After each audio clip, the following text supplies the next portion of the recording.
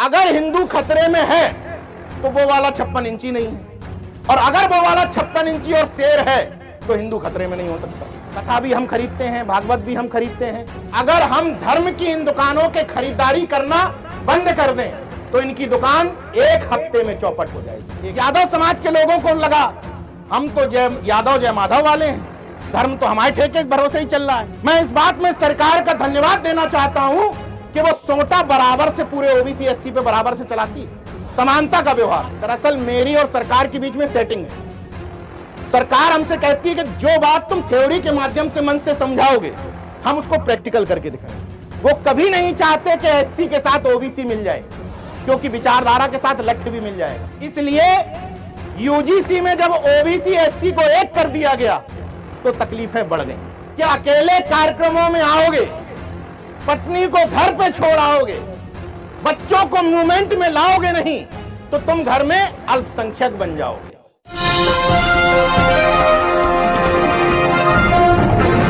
आप लोगों ने इस सुदूरवर्ती इलाके में उस दौर में एक कार्यक्रम करने की हिमाकत की है जिस दौर में शिक्षा के जहाज बड़े शौक से दफनाए जा रहे हैं। शिक्षा के जहाज बड़े शौक से दफनाए जा रहे हैं।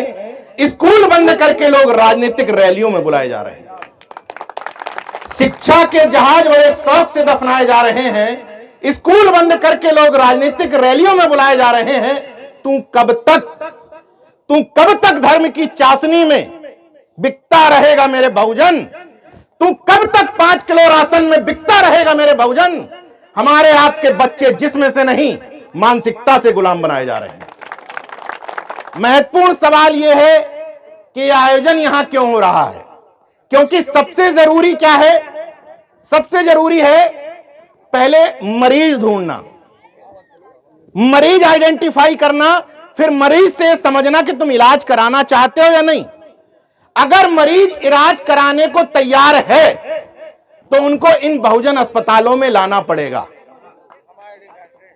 जब इन बहुजन अस्पतालों में आएंगे तब उनका इलाज धीरे धीरे, इलाज एक बार में नहीं होता है, धीरे धीरे होता है। एक जो बड़ी समस्या है नीरज भाई, हम तो क्रांतिकारी हो गए, क्या करें, पत्नी नहीं मान रही। हम तो बहुत बड़े योद्धा हो गए, लेकिन बच्चे नहीं मान रहे। तो यह समस्या दरअसल यह है कि अकेले कार्यक्रमों में आओगे, पत्नी को घर पे छोड़ आओगे, बच्चों को मूवमेंट में लाओगे नहीं तो तुम घर में अल्पसंख्यक बन जाओगे। अल्पसंख्यक का मतलब तुम अकेले कहोगे कि ये गणेश नहीं गोबर है, और पत्नी घर में कहेंगी नहीं बेटा गणेश से पूज लो।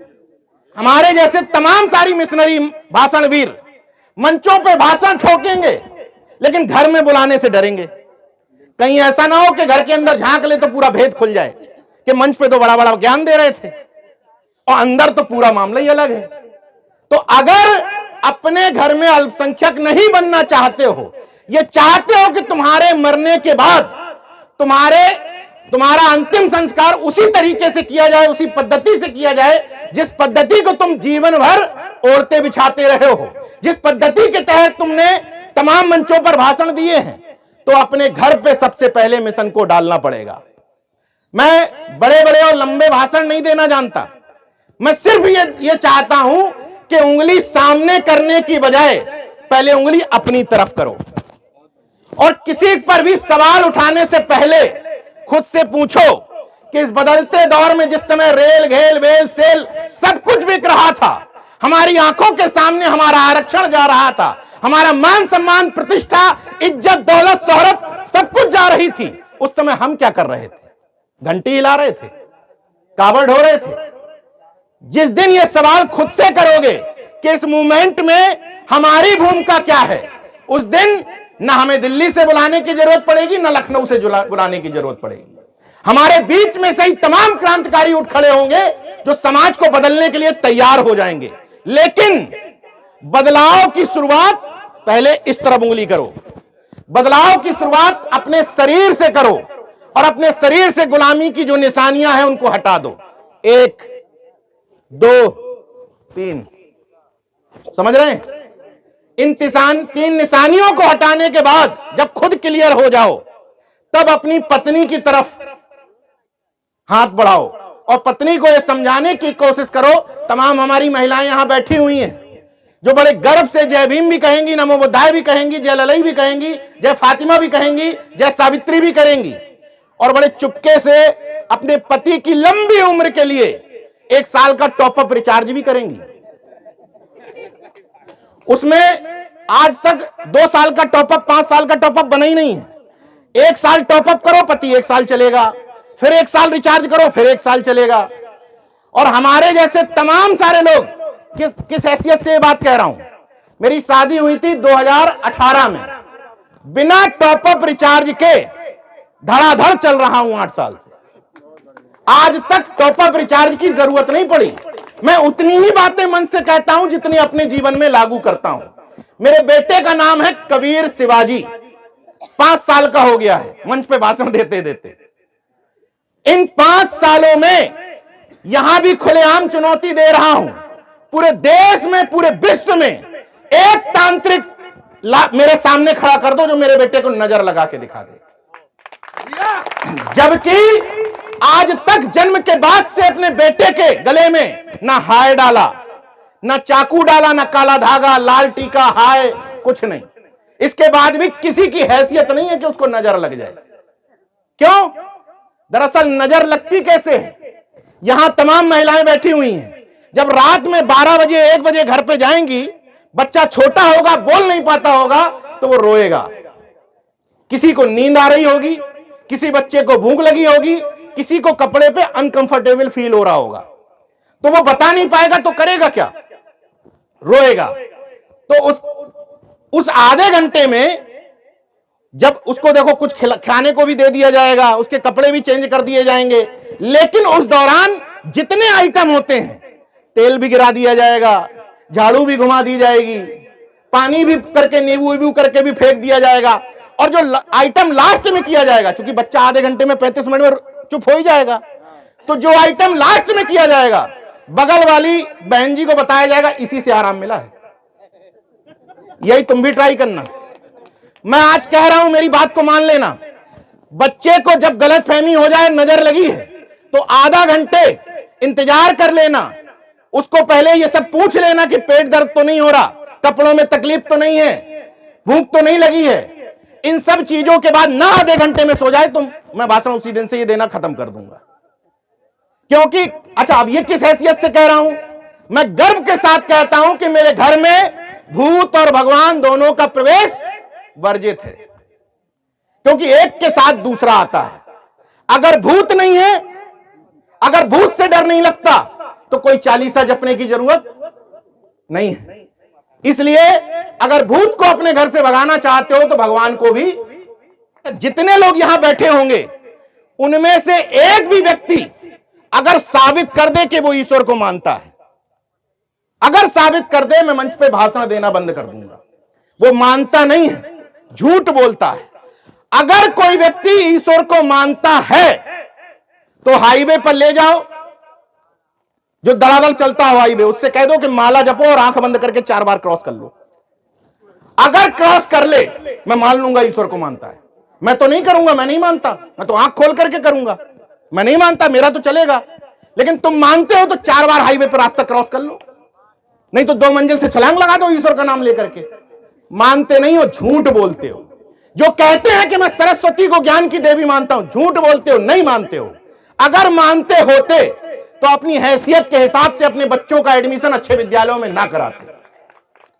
जो लोग हिंदी की बात करते हैं, हिंदी की, उनके बच्चे इंग्लिश मीडियम स्कूल में पढ़ रहे होते हैं। जो हिंदू की बात करते हैं, वो लखनऊ, दिल्ली, किसी भी बड़े शहर में चले जाओ, वो ईसाई मिशनरीज स्कूल होते हैं जो वहां एडमिशन करवाते हैं, जो हिंदू की बात करते हैं। और जो हिंदुस्तान की बात करते हैं, उनके बच्चे विदेशों में पढ़ रहे होते हैं।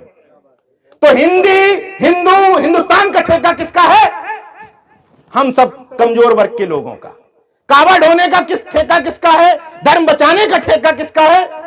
हम सबके कमजोर भाइयों के लोगों का। अगर वास्तव में तुम उनकी नजर में हिंदू हो, मैंने परसों ही एक वीडियो बनाया, कर्नाटक के एक दंपति को 2 साल बाद एंट्री मिली मंदिर में कानूनी लड़ाई लड़ने के बाद। मुझे शर्म है उस दंपत्ति पर, शर्म है उस दंपत्ति पर। बाबा साहब ने 1930 में कालाराम मंदिर का आंदोलन किया था। 1930 में 5 साल लंबा वो सत्याग्रह चला था और 1935 में बाबा साहब को समझ में आ गया था कि ये जगह हमारे लिए बनी ही नहीं है। हमारी लड़ाई मंदिरों की है ही नहीं, हमारी लड़ाई शिक्षा, आत्मसम्मान और स्वाभिमान से जीवन जीने की है। मुझे बड़ी हैरत होती है, नीरज भाई इस पर एक वीडियो बना दो, मंदिर से भगा दिए गए। इस पर एक वीडियो बना दो, मंदिर में घुसने पे पीट दिए गए। इस पर एक वीडियो बना दो, मूर्ति छूने पर रगड़ दिए गए। मैं कहता हूं भाई ये हमारा विषय ही नहीं है। तुम्हें स्कूल में घुसने से रोका जाए, हम लड़ाई लड़ेंगे। तुम्हें अच्छे स्वास्थ्य के लिए रोका जाए, हम लोग लड़ाई लड़ेंगे। तुम्हें लाइब्रेरी में घुसने से रोका जाए, हम लड़ाई लड़ेंगे। वहां करने ही क्या जाते हो जहां तुम्हारी इज्जत नहीं। किसी डॉक्टर ने प्रिस्क्रिप्शन में लिखा था क्या कि वहां जाकर के अपना अपमान करवाओ। जो जगह बाबा साहब ने 1935 में कह दी थी कि तुम्हारे लिए नहीं बनी है, वहां करने क्या जाते हो। और कायदे से हमारे जैसे व्यक्ति को इस मामले पे बोलना ही नहीं चाहिए। इस मामले पर हिंदुत्व के ठेकेदारों को बोलना चाहिए जो कहते हैं कि हिंदू खतरे में है, हिंदू एकजुट नहीं है। अब दो बातों में से एक बात गड़बड़ है। अगर हिंदू खतरे में है तो वो वाला 56 इंची नहीं है, और अगर वो वाला 56 इंची और शेर है तो हिंदू खतरे में नहीं हो सकता। ये दोनों बातें कैसे हो सकती हैं? एक तो गड़बड़ है ना भाई। देश का राष्ट्रपति हिंदू, जब भी राष्ट्रपति भवन से निकलती है हमारी राष्ट्रपति महोदया, जब भी, इतिहास उठा के देख लीजिएगा, बिना तथ्यों के बात नहीं करता। ये राष्ट्रपति और इसके पूर्व के राष्ट्रपति, राष्ट्रपति भवन से निकलने के बाद पहला एजेंडा है कहीं सर पटकने जाना है। कभी भी देख लेना, इनका दौरा, पुराने राष्ट्रपति का दौरा होगा तो कहीं मंदिर में सिर पटकने जाएंगे ही। एकदम क्लियर कट बात है। तो अगर इन लोगों को एजेंडा ये पकड़ा दिया गया है तो इसका मतलब राष्ट्रपति प्योर हिंदू, प्रधानमंत्री प्योर हिंदू, गृह मंत्री, मुख्यमंत्री। तो तुम्हारे रहते हुए खतरे में है तो काहे को 56 इंची बने घूम रहे हो? ठीक बात है ना। अब दोनों में से एक बात गलत है। अगर हम ये मान लें कि तुम 56 इंची हो तो हिंदू खतरे में नहीं हो सकता, और अगर हिंदू खतरे में है चुनाव के समय तो तुम 56 इंची नहीं हो सकते। और अच्छा, हिंदू हो कब तुम, ये भी देखो। केवल चुनाव के समय एक समुदाय विशेष से लड़ने के लिए तुम हिंदू हो। ये किस आधार पर कह रहा हूं भाई? हमने तो सोच लिया कि चलो सिस्टम में घुसते हैं और इस सिस्टम में अपना हिस्सा लेने की कोशिश करते हैं। तो हमारी साहू समाज की हमारी एक बहन ने कोशिश की छत्तीसगढ़ में, यामिनी साहू ने। उनको ये गलतफहमी हो गई कि हम तो प्रधानमंत्री की जाति से आते हैं। तो कथा पीठ से नीचे उतार करके कहा गया तुम तेली हो, मुजरा करो, तुम्हें व्यास पीठ पे बैठने का अधिकार नहीं है। ये तेली समाज की हमारी कथा वाचकस कहा गया छत्तीसगढ़ में, पढ़ लेना अगर गलत बोल रहा हूं। फिर यादव समाज के लोगों को लगा हम तो जय यादव जय माधव वाले हैं, धर्म तो हमारे ठेके भरोसे ही चल रहा है भाई। पेरियार ललई को नहीं जानेंगे क्योंकि मिशन की बात करनी पड़ेगी। जय श्री कृष्णा, बड़े आराम से मिशन निकल जाता है, कोई ज्यादा तकलीफ की बात नहीं होती उसमें। तो उन्होंने कहा अच्छा तुम जय यादव जय माधव वाले हो। उन्हें मूत्र पिला दिया इटावा में, इधर मूत्र पिलाया। और जहां, अच्छा आपने कहा कि यहां मुख्यमंत्री हमारा नहीं था, तो उन्होंने कहा जहां तुम्हारा मुख्यमंत्री है मोहन यादव, वहीं पर चुटैया उखाड़ ली। खबर पढ़ लेना अगर गलत बोल रहा हूं तो, राजेश यादव की, जहां मुख्यमंत्री है वहीं पर चुटिया उखाड़ ली। फिर कुर्मी समाज के लोगों को लगा कि अरे यार ये वाले नहीं, हम तो कुर्मी छत्री हैं, हम छत्रित्व का झंडा लेकर टहल रहे हैं। तो उन्होंने देविका पटेल के मध्य प्रदेश में कहा उतरो मंच पे, तुम शूद्र हो, तुम्हें कथा कहने का अधिकार नहीं। उनकी हैसियत बता दी। फिर मौर्य समाज के लोगों को लगा हम सम्राट अशोक के वंशज, हम मौर्यवंशी छत्री।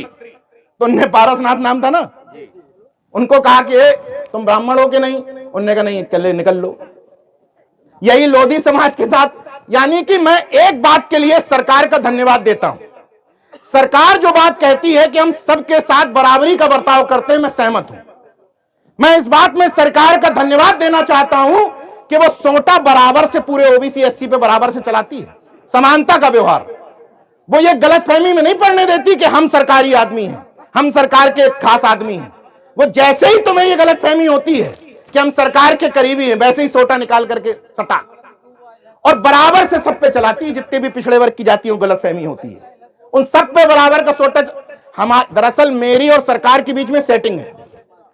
सरकार हमसे कहती है कि जो बात तुम थ्योरी के माध्यम से मन से समझाओगे हम उसको प्रैक्टिकल करके दिखाएंगे। मैं समझाता हूं कि कथा का काम, ये तुमको हिंदू नहीं मानते, मैं थ्योरी में कहता हूं, अगले दिन घटना कर देते हैं। वो कहते हैं देखो प्रैक्टिकल, हम वास्तव में नहीं मानते तुमको हिंदू। तो ये सेटिंग हम लोगों के बीच में चल रही है। मैं केवल थ्योरी बताता हूं, वो सरकार के लोग जितने बैठे हुए हैं वो उनको प्रैक्टिकल के माध्यम से तमाम बातें समझाते रहते हैं। जनमत की बात है। हाँ, यह जनमत की बात है, तो वो उसको प्रैक्टिकली समझाते रहते हैं। अब सवाल यह है कि इतना सब मैं ज्ञान दे किन लोगों को रहा हूं। मैं देखिए बेहद स्पेसिफिक आदमी हूं।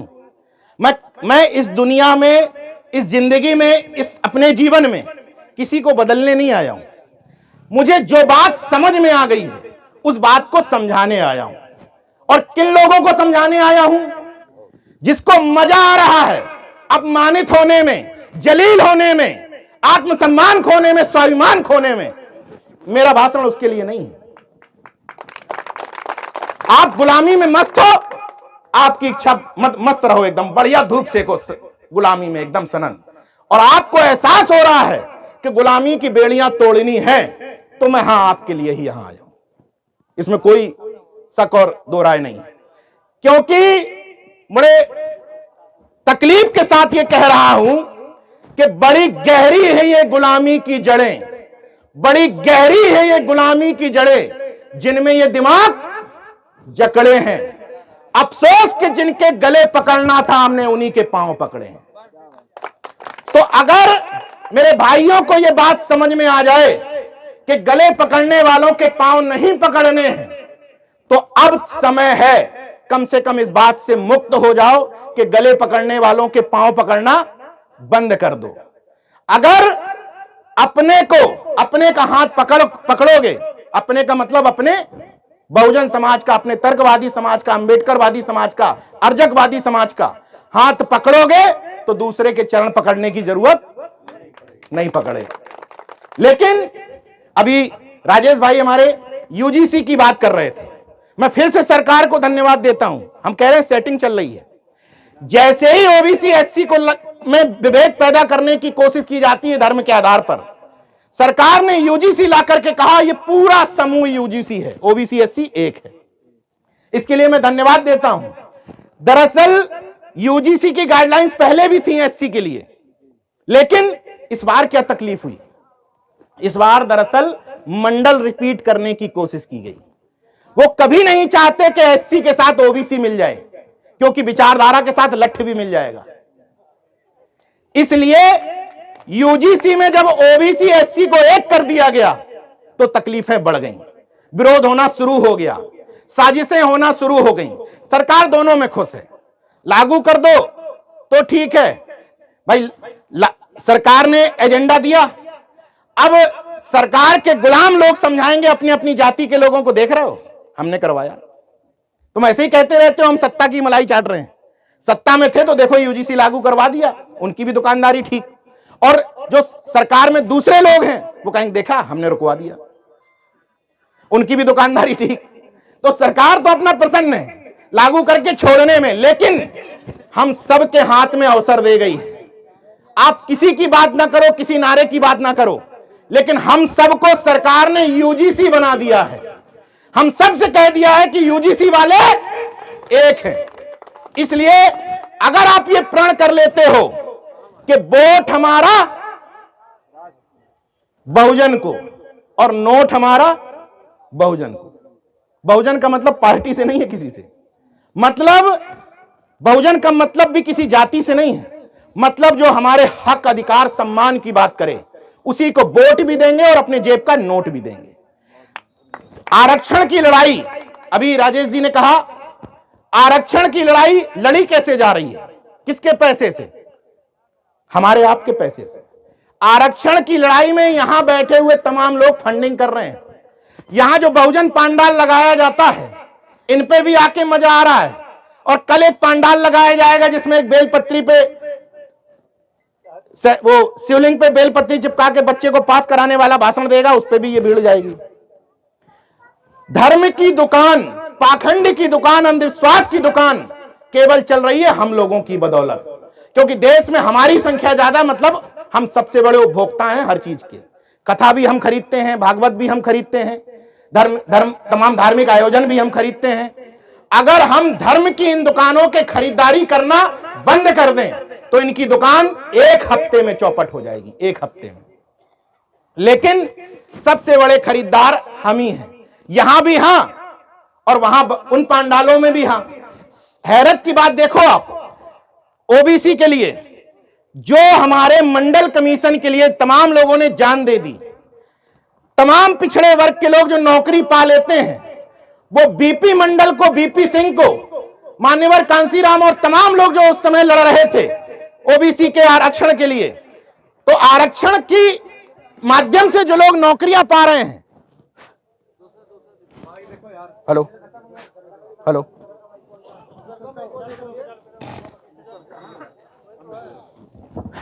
हेलो ओबीसी के जिन लोगों को मंडल कमीशन की बदौलत नौकरी मिली, मुझे शर्म आती है ये कहते हुए कि नौकरी लगने के बाद बीपी मंडल को धन्यवाद नहीं देंगे, बीपी सिंह को लागू करने के लिए धन्यवाद नहीं देंगे, या जिन लोगों ने शहादत दी मंडल कमीशन के लिए उनको धन्यवाद नहीं देंगे, बजरंग बली पे लड्डू चढ़ाएंगे। नौकरी मिली कहीं से, अब इसके लिए एक शब्द है विशेष, बोल दूंगा मन से तो खराब लगेगा। ऐसे व्यक्ति को क्या कहा जाता है? अच्छी भाषा में एहसान फरोमत समझ लो, बाकी खराब भाषा में तो पता ही है सब। वो मन से कहने की जरूरत नहीं है। मतलब अपने बाप को बाप कहने में दिक्कत है और दूसरे बाप को पूजने में कोई दिक्कत नहीं।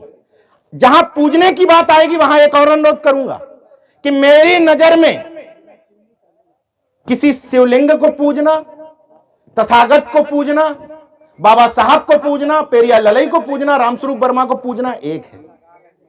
इसीलिए मैं कहता हूं कि मैं किसी का भक्त नहीं हूं, अनुयायी हूं। अनुयायी और भक्त में एक अंतर होता है।